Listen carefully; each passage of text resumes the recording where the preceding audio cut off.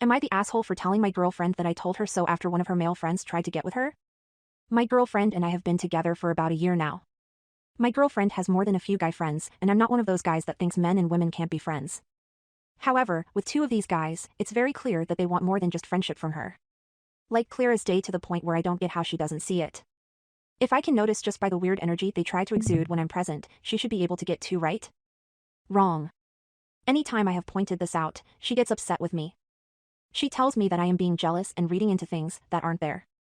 I argue back that I'm just letting her know, and as a guy, I can probably tell much better than she can, since women tend to be a little slow regarding things like this. So 2 nights ago night, she was hanging out with her friends and this guy was present. From what she told me, they were all drinking and he said some things that implied he'd want to be with her. She was made uncomfortable by this and the night ended shortly after. Fast forward to yesterday morning. She got a series of texts apologizing for what he said and then backpedaling and saying he would treat her so much better than me and she's wasting her time with me. She of course said no and was upset with him. After she told me, I just read the texts and simply said, wow, who could have seen this coming, a bit sarcastically. This set her off and she got mad. She said that I was being such a huge asshole to her and she had no way of seeing this coming. She's been pissed at me since. Redditors, who is the worst kind of person to be sat next to on a long flight? Look, this isn't the worst per se, but until this happened, it wasn't even something I would have considered before. On a long flight from Auckland to Los Angeles, I was sitting at the back of a 777 on the side, so there were only 2 seats. The guy next to me was a very pleasant Brit. We talked for a while. He explained that it was cheaper to fly to the Caribbean, buy a boat, and then sail it back to New Zealand than it was to just buy it there, so that's what he was doing. But, as you'd expect on a 14-plus-hour flight, eventually, the lights dim and nearly everyone sleeps. Here's my problem with this guy: he was a snuggler. I woke up 3 times during that flight with him dead asleep on my shoulder and snuggling with my arm and his hand in my armpit. The fact that he was a heavy sleeper probably made things even worse for me. At the end of the flight his attitude and demeanor hadn't changed in the least, so I sincerely doubt he even knew what he'd done. Today I fucked up by innocently giving away worn underwear. This happened in the early 2000s when I was about 17. I come from a very small and rather poor town where it was nothing out of the usual to give away your used clothing to family and neighbors. For children this also extended to socks and underwear. I remember that I always got my cousin's underpants when she outgrew them until I was at least 12. So when I was older I went to sell my used clothing on a flea market and took some bras and panties I grew out of to put in a free-to-take box under the table. Due to my age and upbringing I had absolutely no clue that panty sniffing was a thing. An elder gentleman approached the table and asked me about the panties. I very eagerly told him that yes, I wore them myself and my age and so on. In my innocent mind I thought he wanted them for his grandchildren and was asking about my age to measure the sizing.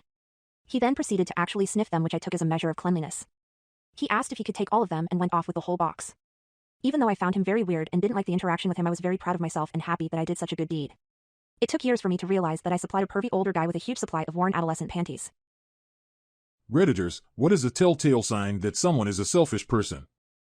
They gladly take any favors you do for them, but when asked if they could reciprocate once, they get defensive and or aggressive and act like you're the selfish one for daring to expect something in return. It doesn't make you a bad person to expect reciprocation in a relationship with someone else, romantic or platonic. Relationships are give and take, and that makes them healthy. It's not entitlement to expect kindness if you give kindness. If you're the only one giving, you're being taken advantage of. Typically, with give and take, if you notice a pattern of one person consistently taking without giving, the one taking is the problem, not the one giving. The kind of people who use this as a manipulation tactic aren't the ones who stick around in a relationship for years, doing favors and kind things without being asked to. They're more likely to do one favor and demand twice as much in return. Redditors, you wake up to find you're the last person on Earth. What do? I'd look for friendly animals like dogs and cats. Because more important than food is good company in the longer run. Also, I want to befriend dogs before they become aggressive. Then I'll visit all the supermarkets and stock up on food that lasts for a long time.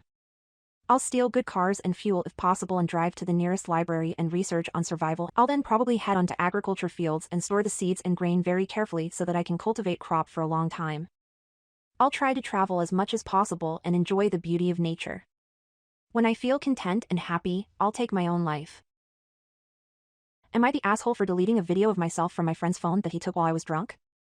My friend filmed me while I was drunk, basically confessing to loving him since we were kids.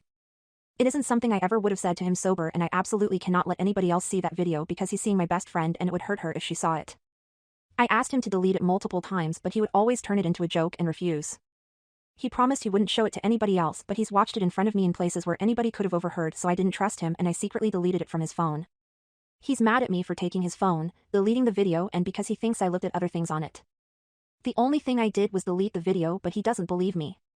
My best friend knows he's mad at me but doesn't know why, but he threatened to tell her and is claiming he had the video backed up, which I think is pretty shitty of him. I don't plan to apologize to him because I feel like he forced my hand, as he should have deleted it when I asked him to. Am I the asshole for going to work while my wife had her appendix removed? I, 31 male, took my wife, 32 female, to urgent care for abdominal pain. They sent her to the ER for an appendectomy. Her mom and both my parents were with her during surgery. I had a shift at my new job that night and didn't want to call in since I just started and had no PTO. I went to work while she had surgery. My wife is upset, saying I abandoned her, but her health outcomes were the same. Her mom and my dad understand, but my mom thinks I should have called in. I took revenge on a cheating ex and I went overboard. So recently I found out that my ex had a flirtatious relationship at work with one of her managers at a restaurant she works at. This involves sexual dirty talking while on the shift, sexual compliments and photo sharing and plans to hang out. I found out and told her not to text the other guy again and block him. Well, something told me to check her phone again, and it didn't take less a full day for her to respond back to his texts on iMessage, thus continuing the contact of cheating on me. What's worse is how she described getting caught by me to be hilarious, funny, and that she'll reach out to this guy when we're done. She made me sound like a doormat, a joke, an option. As if everything we had was a plaything for her to play with. Feeling emasculated, embarrassed, and surprised she could ever talk about me like this to another man, I posted her incriminating screenshots to her social media feeds. And sent those screenshots to the guy she was cheating on me with and her boss at work, since she was doing it with another manager at the restaurant. I also sent them to her mother, as she was texting this guy the whole week I was helping her mother move to her new home. The guy responded immediately and her boss and mother has yet to respond. She later called me back to apologize about the ordeal, but the damage was already done and I broke the news to her about what I did and to screw her. I think I went overboard, as this is something I never done, take revenge on someone by screwing them over. Redditors, which profession attracts the worst kinds of people? Law enforcement. Double-edged sword, because it attracts the best and the worst. The best in people who want to help, protect, and do good. The worst in people who want to exact authority over people. Power-hungry assholes who are insecure and have short fuses and low tolerance for defiance. If you can't handle someone defying you without losing your shit, you shouldn't be a cop. I'm a casino dealer. People losing money brings out the worst qualities in them. Especially when I deal high-limit games. Plus the pit boss supervisors won't throw a person out who is literally spending thousands. Doesn't matter what they do or say. The casino doesn't want to lose those kinds of patrons. They're catered to. They can be so awful to the dealers. The job has made me look at humanity in a completely different light. Redditors who called off their wedding days before it was supposed to take place. Why did you do it? Wasn't me, but I was supposed to be the maid of honor. My friend called me crying because she found a crack pipe in her couch, and when she confronted her fiancé about it, he confessed. She said, "It's me or the drugs," and he picked the drugs. While she was obviously devastated, the good news for me is that he had already made a lot of non-refundable payments for their honeymoon, and he conceded that she could have the trip. I was upgraded from maid of honor to honeymoon date and got a nearly free trip to New Zealand out of that asshole.